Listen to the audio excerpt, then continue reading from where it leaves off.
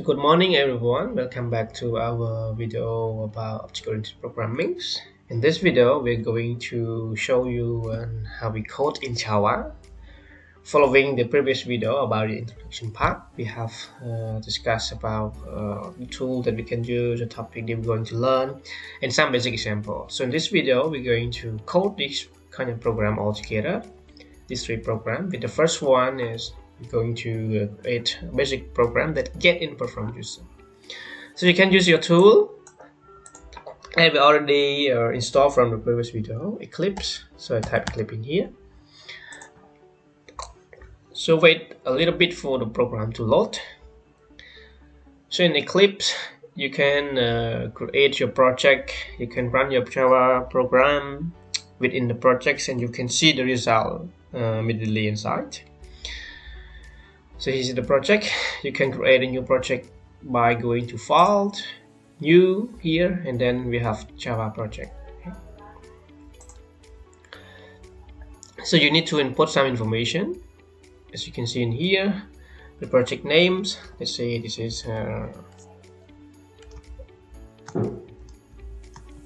my test project. Okay. Then you can set the location. So inside in here, I create a locations, which in my .id Eclipse folder. Okay, you can put it whenever. Then we click next. Here's the project structure. Then we can create something else more. Otherwise, you can just click finished.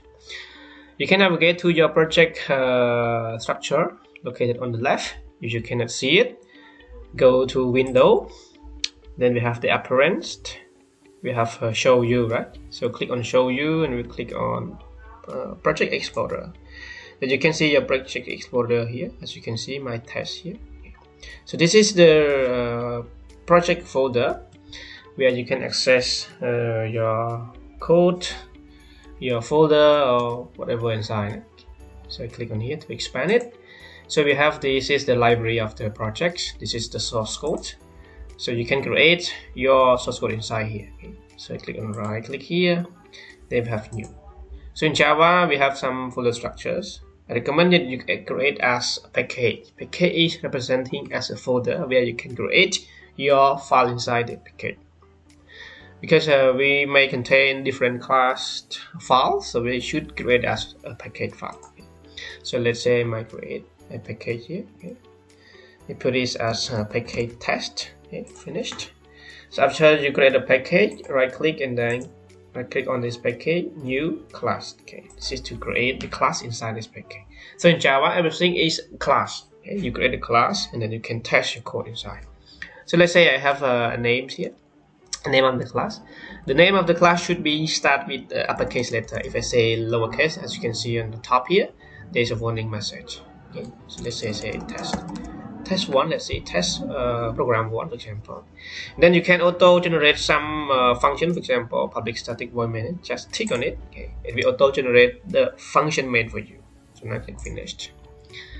So navigate the main code in here. As you can see, we can write our code inside here. So let's understand this code a little bit. So it is inside our code editor. You can press Ctrl plus to enlarge the size. As you can see here, it's bigger. Okay. Ctrl minus to make it smaller. Okay. Based on your requirement. So in here we understand the structure a little bit. This class file is created inside the package test, so it's automatically generated. If you have package A and package B and C nested inside of the other, it will be say as A.B.C, for example. So this is the structure. We start with the class. We have the public, which is the final access modifier, class keyword, and class name. The name of the class should be capitalized. Okay, start with uppercase later. And we have the public static void main representing the main function to run. So in here we write everything here. For example, this is auto-generated. If it is auto-generated, you can create it later as well. Okay, for example, I clear this one, delete it. If I forgot to tick on public static void main, we create a class. You can say something like s main, type main, then control space Control space is auto completion. It will pop up your suggestion list. As you can see, there are many things. Main method, enter this. And we come back, right? Public static void main, string, so on and so forth. This is the parameter given to this main function. So let's say I want to display something, sys control space, and then we autofill here. If you using CD, you can control space and then select the suggestion list. So let's say I do something, system.out.println means display a message on screen. Okay? Welcome to Java programming. Okay. Say to this, and then you click run. Okay. Yes, this is the output as you can see on the right part here. Sometimes you may see it on the bottom part. You can customize it. For example, I drag it down here. As you can see the line section, divide this box to display in here. Sometimes you can drag this up to the right in order to display this as certain screen, for example. Okay, it's up to your customization. Okay, let's say I put in this part. Okay, so that I can see both. Okay, there are one here and this output console. So let's say we're going to create a program as in the previous slide. We can see we get an input. We use a scanner. Okay. So you can create a scanner object. Scanner, you type scan and then control space.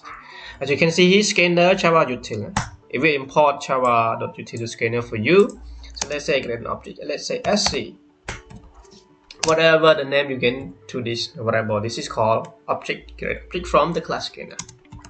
We have the new keyword scanner, and we need to provide system.in. This is the input that we need to get from keyboard. This is the requirement. So here we call create an object. Create an object. Because in Java, OP, everything is class and object. So this is the class. We import it from Java. You can import it so that you can use to create this object. So next we create a variable. Let's say string variable.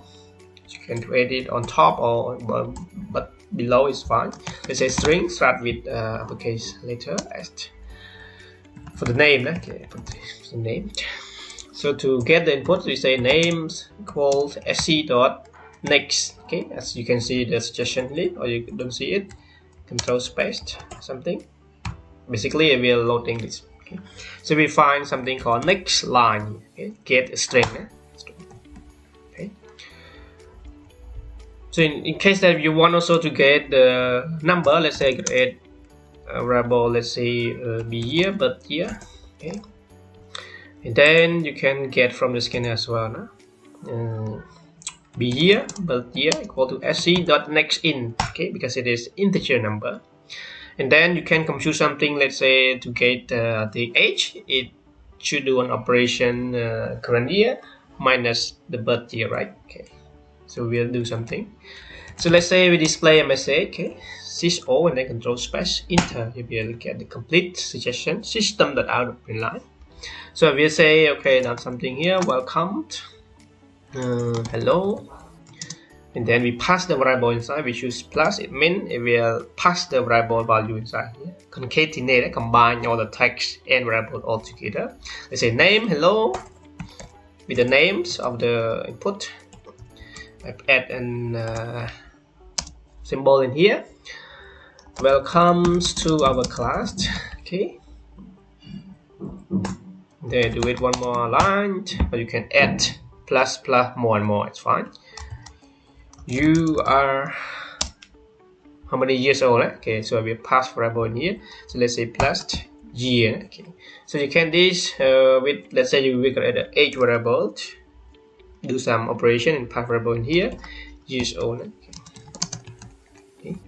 And you can press /n here, up to you to get the new line. Okay. So in this case, something wrong, right? Because age is not defined yet. So you can add a variable age up here. And then we do some operation age equal to be here minus do something current year, right? In order to find the age, current year, let's say 2023 minus b year, but yeah, we get the age. So this is what we get. Okay, so let's try and run this program. Okay, as you can see here, the program does not stop yet. As you can see on the red button, you click it to terminate the program. It's because it's waiting for the input. We don't display anything right after we welcome message. We have the name sc.next line, so it means that I'm waiting for this input.